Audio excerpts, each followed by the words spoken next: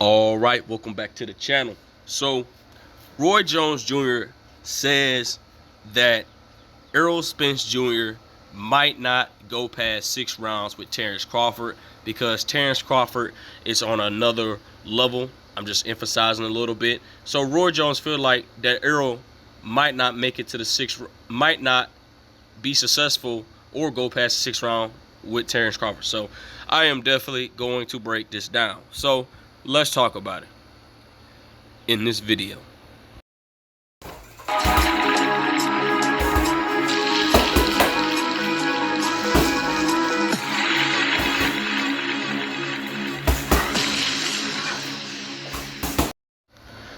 King Jr. got another video for y'all. Please sure that you like and subscribe to the channel, and also share the video to get all your latest boxing news, and be sure to hit that bell icon to always stay notified as soon as I release news when it comes out. So with that being said, it looks like Roy Jones Jr. as well is picking Terrence Crawford to basically stop Errol Spence Jr. or knock him out in the 6th round.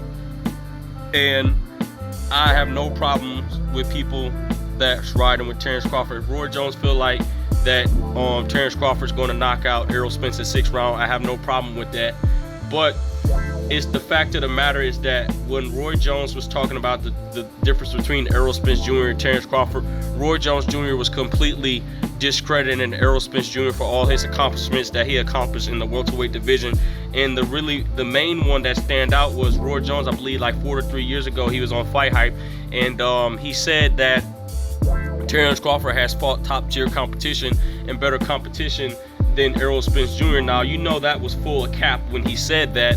And Roy Jones Jr., in my opinion, is, you know, he simply, well, most of these legends in the sport of boxing, they claim they know boxing, they claim they watch these fighters, but really they don't. They just want to favor one certain fighter and want have it their way, basically saying. So one legend say it, every legend is going to say the same thing.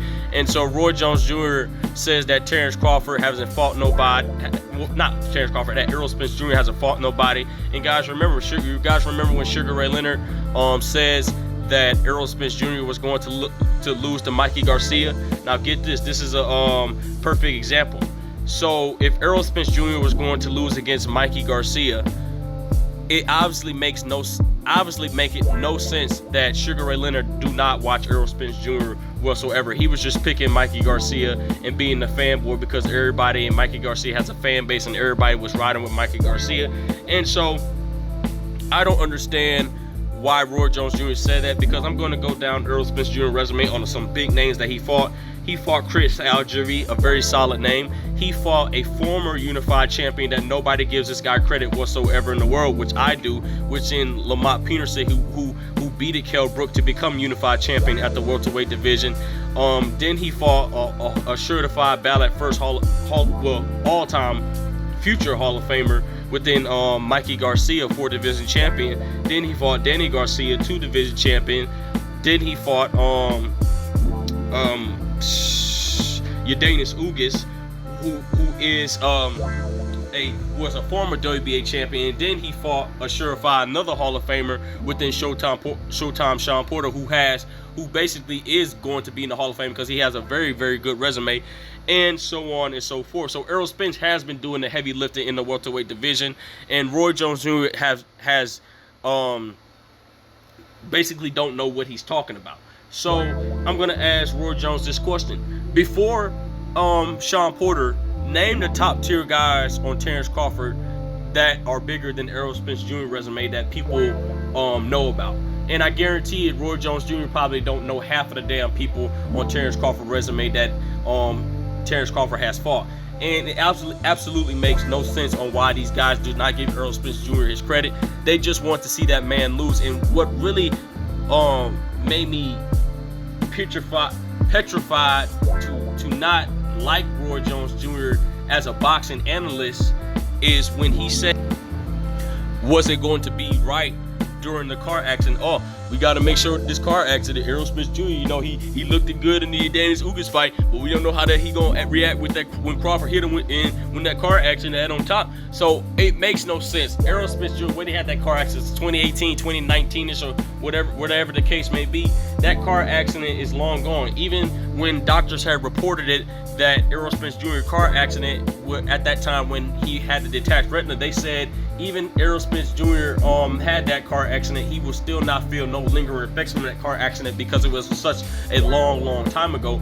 And Roy Jones Jr. is still going to bring it up. So you got people like Antonio Tarver arguing around with other fighters because nobody really cares about him and stuff like that anymore because he's out the limelight. You got people like James Toney says that it won't go past 6. Now you got people like Roy Jones Jr., a freaking master class super legend in the sport of boxing, who is a top 10 all-time great in the sport of boxing because he did stuff all the way wrong that you shouldn't be doing in a boxing ring, and he got away with it until his athleticism fade. That's how I feel the same way about Terrence Crawford, because when Terrence Crawford was at 140, it was a majorly different story because this was a complete different version of Terrence Crawford. Now, if it was the 140 version of Terrence Crawford from 140 to 147, that 140 version from Terrence Crawford for Errol Spence Jr. right now, I will linger towards Terrence Crawford because of the versatility, and Terrence Crawford had shown me that his defense was